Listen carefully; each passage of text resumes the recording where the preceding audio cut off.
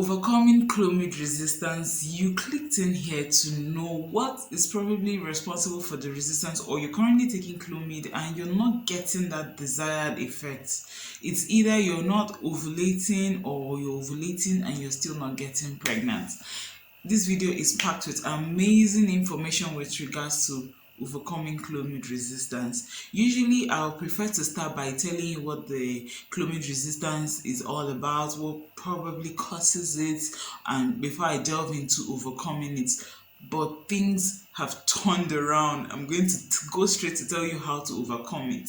Then if you're still interested, you can keep on watching to know what causes it and what it's all about. Okay, now without further ado, Clomid resistance can be overcome firstly by taking metformin 3 to 6 months before commencing Clomid.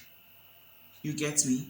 Now, if hyperandrogenic levels are implicated, that is, you have high levels of male hormone, you can just simply take oral contraceptives. They're very beneficial in that they reduce the FSH levels that are usually abnormal, especially in people that have polycystic ovarian syndrome.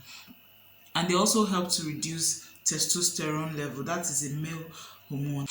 Besides these two, some studies have shown that N-acetylcysteine can be used. It's an amino acid that has antioxidant properties. It has been shown that it's best used with Clomid when there is Clomid resistance.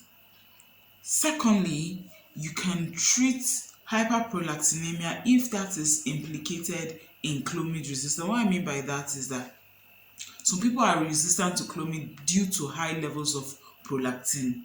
So these high levels of prolactin can be treated with bromocriptine, and after the treatment, the Clomid can be reused.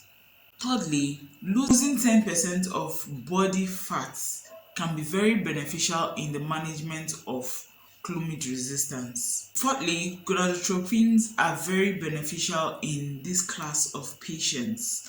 And lastly, ovarian drilling. Honestly, that is not my area of specialization, but that is an option for people that have Clomid resistance. So, with that, let us go into what is Clomid resistance. Clomid is a selective estrogen receptor modulator. Its main work is to induce ovulation. In some people, like 1 in 4 women will not ovulate while taking Clomid. Ovulating with Clomid is different from getting pregnant with Clomid. You can ascertain if you actually ovulated with Clomid by checking your progesterone levels. You understand? Because progesterone is the hormone that comes into play at the next stage of your cycle. The first stage you have more of estrogen, the other stage you have more of progesterone. So when you ovulate, this will be depicted by the levels of your progesterone. So it's possible that you ovulated, but it doesn't mean that you will get pregnant. If there are some other factors that are hindering that pregnancy from occurring, there's nothing much your ovulation can do. Those factors include blocked tubes and some male factors, that is when the sperm motility, sperm count, and all that. There are other factors that come into play in getting pregnant after ovulating. Ovulating is one thing and getting pregnant is another thing. Like Clomid resistance is when you have taken Clomid at its maximum dose and you are not ovulating. It's not that you're not getting pregnant.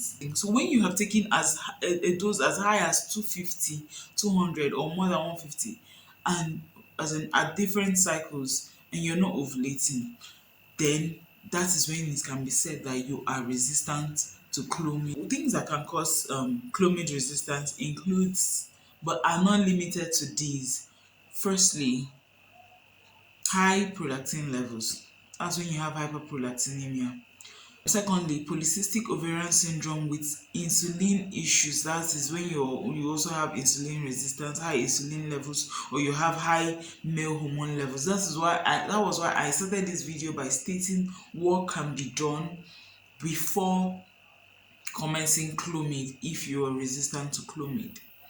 Another thing that can be done I failed to mention earlier. That's why it's actually best to watch my video till the end, because something can just drop into the spirit and I'll just give it to you. Okay, now if Clomid doesn't work after you have used it for some time at different doses, then you can try letrozole. To know more about letrozole, I will leave a link here for you to check out the video where I talked about letrozole. But before you check out that video, make sure you watch this video to the very end.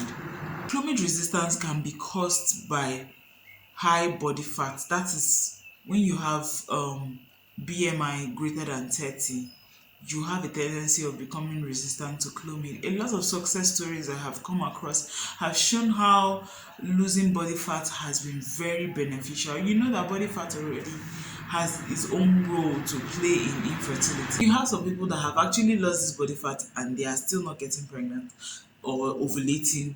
Then that's when you should check out all these other causative factors. Okay. Another thing that may be responsible for Clomid resistance is taking Clomid at a low dose. You know, some studies have considered, okay, should Clomid either be started based on your body weight, or the ideal thing is to start at a low dose and then, keep increasing the dose gradually. You understand? When, especially after all of other factors have been excluded. Another age plays a role. Ideally, every woman is born with the amount of eggs she would need for her lifetime. And as you ovulate and release these eggs every month, they are reducing. Okay? Basically, I have told you how to overcome Clomid resistance. So my job is done here. Go into the world, increase and multiply.